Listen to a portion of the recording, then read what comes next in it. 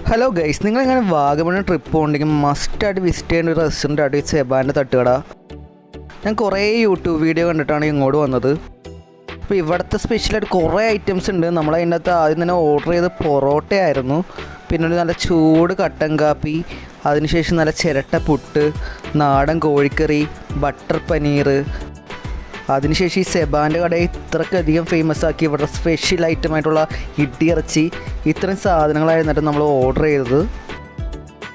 അപ്പോഴാണ് എന്തോ ഒരു ഐറ്റം മിസ്സായാലോ എന്ന് ഓർത്തത്. അപ്പോൾ തന്നെ അങ്ങോട്ട് ഓർഡർ ചെയ്തത് നമ്മുടെ സ്വന്തം ബീഫ് റോസ്റ്റ്. ബീഫ് ഇല്ലാണ്ട് എന്താ ആഘോഷമല്ലേ. പിന്നെ ഒറ്റക്കാവണം എന്ന് ഓർത്തൊരു കാട ഫ്രൈയും കൂടി നമ്മുടെ ഇടിയിറച്ചിയുടെ ഒപ്പം ഓർഡർ ചെയ്തു. അപ്പോൾ ആദ്യം തന്നെ ഞാൻ ട്രൈ ചെയ്തത് നമ്മുടെ ഇടിയിറച്ചിയായിരുന്നു. നല്ല ക്രിസ്പി ആയിരുന്നു കേട്ടോ, നല്ല രസമുണ്ടായിരുന്നു. അതിങ്ങനെ വെറുതെ തന്നെ കഴിച്ചുകൊണ്ടിരിക്കാനായിട്ട് നല്ല അടിപൊളിയായിരുന്നു കേട്ടോ. വെറുതെ അല്ല ഇത് ഇത്ര ഫേമസ് ആയത്. പിന്നെ നല്ല വിശപ്പുള്ളതുകൊണ്ട് അധികം വൈകിക്കാണ്ട് ഞാനൊരു പാത്രം എടുത്ത് അതിലേക്കൊരു പൊറോട്ടയും കുറച്ച് ഇടിയിറച്ചിയും ബീഫ് റോസ്റ്റും നമ്മുടെ നാടൻ കോഴിക്കറിയും കൂടി അങ്ങോട്ട് ഇട്ടു.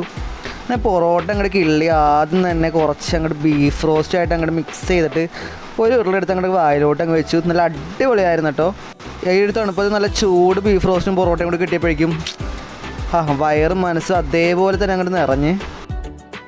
അത് കഴിഞ്ഞ് അടുത്ത കോമ്പിനേഷനായിട്ട് നമ്മുടെ പൊറോട്ടയും ഇടിയിറച്ചിയും കൂടിയാണ് ഞാൻ മിക്സ് ചെയ്ത് കഴിച്ചത്. അതും ഒരു രക്ഷയുണ്ടായിരുന്നില്ല.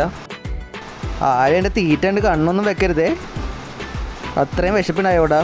പൊറോട്ട അങ്ങ് തീർന്നപ്പോഴേക്കും നേരെ നമ്മുടെ പുട്ടിലോട്ട് അങ്ങോട്ട് കൈവച്ചു. നമ്മുടെ പുട്ടും നാടൻ കോഴിക്കറിയുടെ ചാറും ഇടിയിറച്ചിയും കൂടി അങ്ങനെ ബാക്കി വന്ന എല്ലാ മിക്സും കൂടി ആയിട്ട് അതും അങ്ങോട്ട് കഴിച്ചു.